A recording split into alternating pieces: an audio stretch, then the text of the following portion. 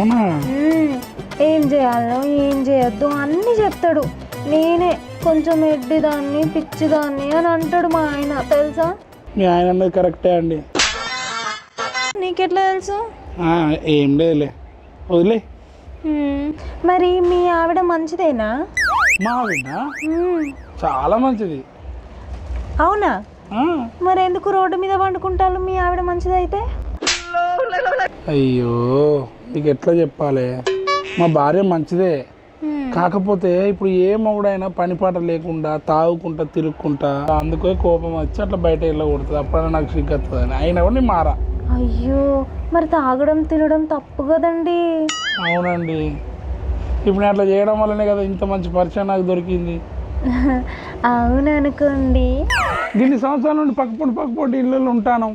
కనీసం తెలుసా నువ్వు ఎవరో నాకు తెలియదు, నేను ఎవరో నీకు తెలియదు. ఇవాళ చూడు